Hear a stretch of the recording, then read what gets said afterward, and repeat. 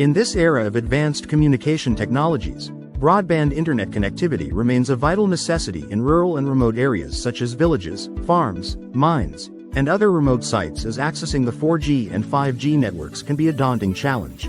These areas often encounter connectivity hurdles due to challenging terrain, limited financial resources, and lack of infrastructure.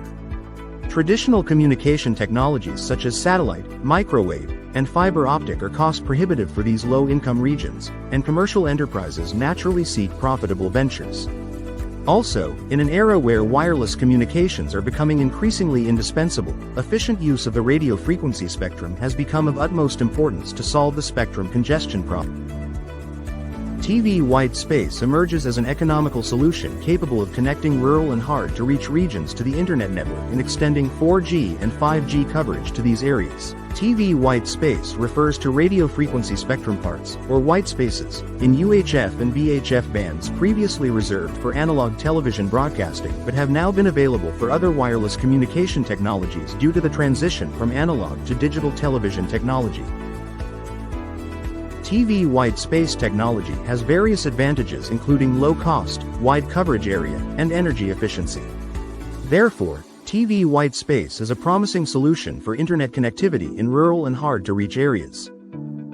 TV white space is the first practical application of cognitive radio technology that provides wireless internet access for secondary users while protecting the primary users from interference. The regulatory authorities in some countries have allowed secondary users to operate in the TV white space band.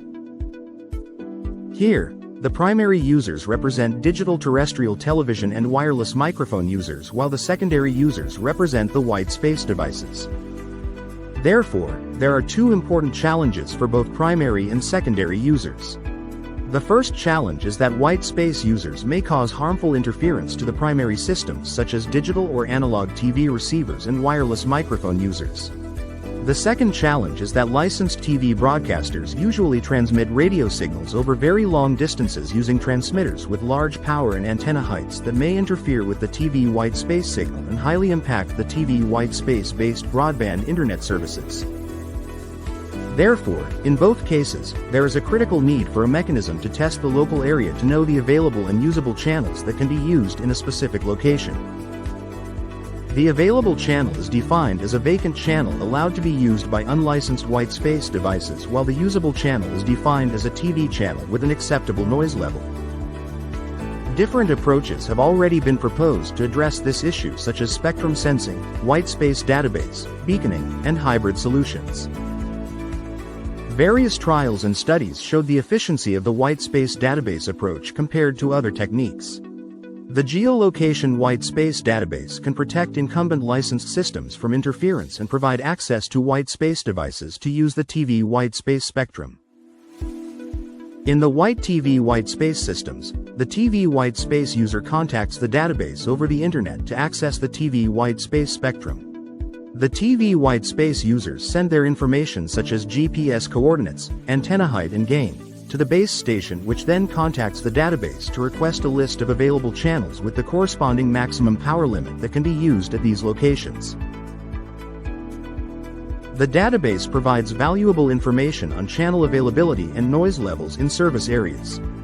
Therefore, the regulators have decided to use the database approach to coordinate both the primary and secondary users to reduce and prevent the risk of interference with the primary systems.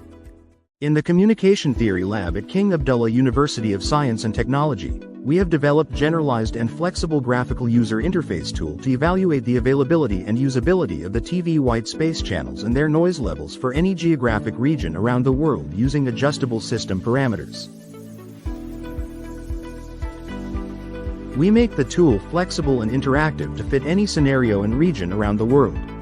In this tool, the users can adjust the various system parameters to be used in the computational algorithm. The developed tool has the following features.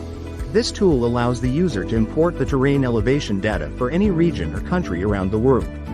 The user can import the TV broadcast towers dataset in the concerned region and also visualize the spatial distribution of the TV towers on the map. The user can control and modify various system parameters, including the regulation rules such as the spatial pixel resolution, the white device antenna height, the reserved channels, the TV receiver height and gain, channel bandwidth, frequency band, and the minimum separation distance for co-channel and adjacent channels. This tool supports using two well-known radio propagation models in the simulation process, including the Longley-Rice propagation model and the terrain-integrated rough earth model. The tool calculates the available and usable TV white space channels and the corresponding noise levels at each geographical location and exports the results to an external dataset file. This tool provides interactive visualization of the available and usable TV white space channels and the total number of available channels at each coordinate.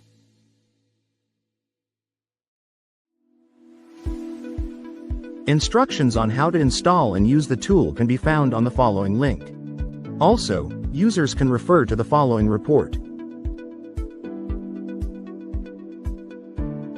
The user can install the tool by running the downloaded installation file, ensuring internet access during the installation process.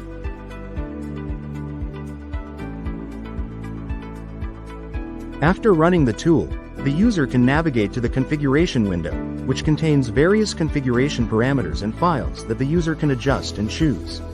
In this window, the user can choose the terrain data source for a specific region. Next, the user should upload a dataset of TV towers in the area under study. A sample of this file can be found in the tool installation folder. This tool accepts a specific CSV file format for the TV tower dataset, which includes the various parameters of TV towers. The region boundary can be chosen from the simulation region panel. The user can also set the height and antenna gain of the white space device and the square pixel size. Users can choose the channel bandwidth to be either 6 or 8 MHz and TV channels under analysis, which can be chosen in low VHF, high VHF, or UHF bands. Also, the user can choose the channel number and the corresponding center frequency. The regulation parameters can be chosen depending on the regulation authority rules in the region or country under analysis.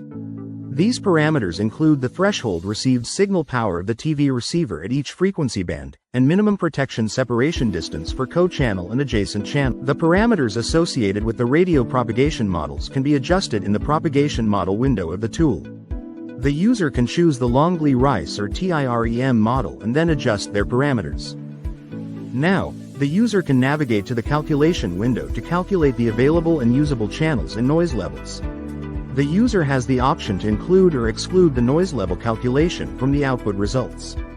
Then, the user can click the Run button to start the calculation process. The progress and status bar at the bottom of the window displays information about calculation progress. At the end of the calculation process, the tool will export the output data to an external CSV file stored in a path predefined by the user during the configuration phase. The output data contains a list of the coordinates and the corresponding status of the channels and the noise levels. Also, the user can upload the output data file at any time later using the Load Data button.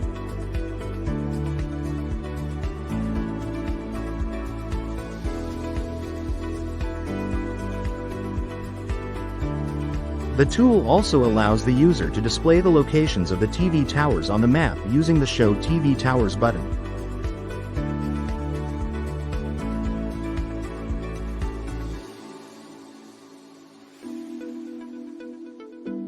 Then, to search the available or usable channels at a specific location, the user can enter the coordinates in the designated fields and then click the Search button. The tool will show the status of the scanned channels at this location using 3 different colors: green color for available and usable channels, red color for unavailable or unusable channels, and blue color to indicate channels with no information. The channels with blue color could represent the unscanned channels or in case the entered location is outside the scanned region. In addition, the user can click on any channel number to show the noise level for that channel. Also, the total number of available and/or usable channels at this location will be displayed.